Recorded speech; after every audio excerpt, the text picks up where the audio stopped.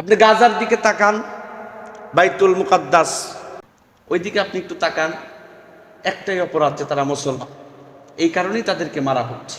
মুসলমানরা এখানে ইবাদত বন্দেগী করে এটা তারা সহ্য করতে পারে না। এই জন্যই মুসলমানদেরকে মারা হচ্ছে, শুধুমাত্র পেশির বলে, বাহুবলীর বলে মুসলমানদের উপর নির্যাতন করা হচ্ছে, নিপীড়ন করা হচ্ছে।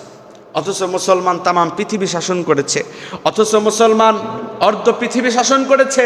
আমাদের নবী সুলাইমান তামাম পৃথিবী শাসন করেছে। মুসলমান যখন এই পৃথিবী শাসন করেছে, একটা মানবতা বিরোধী অপরাধ মুসলমান সংগঠিত করেছে এরকম কোনো ইতিহাস কেউ দেখাতে পারবে না। কারণ আমাদের মুসলমান হয়েছি আমরা যারা, আমাদেরকে ওইটা শেখানো হয় নাই। যার যার ধর্ম তার ধর্ম, যার যার উৎসব তার। আমাদেরকে এটা শেখানো হয় নাই। জমকে মূর্তি পূজা করতেছে আর মূর্তি যায় ভেঙে দিতে হবে, এটা আমাদের শেখানো হয় নাই। আমি আপনাকে ইনভাইট করতে পারি, দাওয়াত দিতে পারি, আমন্ত্রণ করতে পারি, ভাই আপনি যে কাজটা করতেছেন এটি শিরক, আল্লাহর সাথে সরাসরি আপনি শিরক করছেন। এটি অনেক বড় একটি শিরক। এই গুনাহ থেকে আল্লাহ রাব্বুল আলামিন আপনাকে মাফ করবে না। এটা আমি আপনাকে আমন্ত্রণ জানাইতে পারি, ইনভাইট করতে পারি, দাওয়াত দিতে পারি, কিন্তু আপনি সে তার ধর্ম মন্দিরে গির্জায় যে আক্রমণ চালাতে তো আপনি পারি না, কারণ ওই শিক্ষা কোনো মুসলমানকে দেওয়া হয় নাই। সম্মানিত হাজির, আমাদের নবী সুলাইমান অর্ধ পৃথিবী শাসন করেছে। নবী সুলাইমান এমন একজন নবী ছিলেন, আল্লাহ রাব্বুল আলামিন তাকে এমন মুজিজা দিয়েছিলেন, তিনি তার সিংহাসন নিয়ে পুরো পৃথিবী ভ্রমণ করতেন। 1 লিটার পেট্রোল লাগতো না, 2 লিটার ডিজেল লাগতো না, কোনো টাকা লাগতো না, কোনো ট্যাক্স লাগতো না। বাতাস তার অনুকূল হয়ে গিয়েছিল, আল্লাহ রাব্বুল আলামিন বাতাসটাকে অনুকূল করে দিয়েছিলেন। মাটিতে হেঁটে যাচ্ছে ছোট্ট পিপিলিকা কি বলছে এটাও নবী সুলাইমান বুঝতে পারতেন। নবী সুলাইমানকে আল্লাহ রাব্বুল আলামিন এরকম মুজিজা দিয়েছিলেন। নবী সুলাইমান অর্ধ পৃথিবী শাসন করেছে। সম্মানিত হাজির, নবী সুলাইমানের একটি পাখি ছিল, নাম তার হুদহুদ।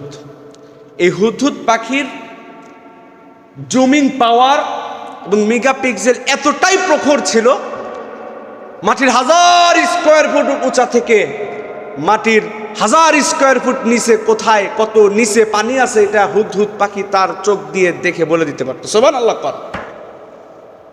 মুজিজা দিয়েছেন আল্লাহ, ক্ষমতা দিয়েছেন আল্লাহ, হুদহুদ পাখি বলে দিতে পারত। নবী সুলাইমান যখন ঘুমায়, হুদহুদ পাখি বলে, নবী সুলাইমান যেহেতু একটু ঘুমাইছে তাহলে আমি একটু ঘুরে আসি, স্পিরিট বেশি তো। ইয়ামিনের রাজধানী সাবাতে চলে গেছে।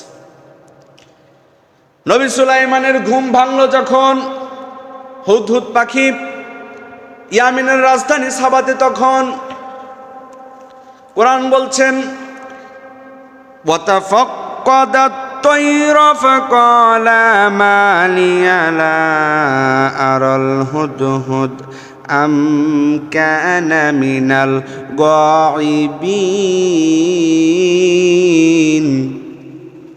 কোরআন বলছে ওয়াতাফাক্কাদাত তায়রা, নবী সুলাইমানের ঘুম ভাঙলো যখন সর্বপ্রথম উনি বিহঙ্গকুল অর্থাৎ পাখিগুলোর খবর নিলেন, পাখিদের খোঁজ নিলেন।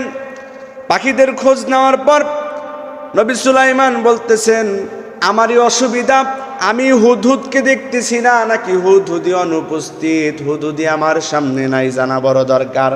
আমার অনুমতি ব্যতীত হুদহুদ পাখি কোথায় গেছে? হুদহুদ পাখির অনুপস্থিতি দেখে নবী সুলাইমান হুদহুদ পাখিকে 3 ধরনের শাস্তি দিলেন। নবী সুলাইমান হুদহুদ পাখিকে শাস্তির ঘোষণা দিলেন। নবী সুলাইমান বলতেছেন, সেই কথা হুবহুব আমার আল্লাহ কোরআনুল কারীমের ভিতরে তুলে ধরেছেন, লা উযাযিবান্নাহু আযাবান শাদীদান আও লা আযবাহান্নাহু আও লা ইয়াতিয়ান্নি বিসুলতানিম মুবিন।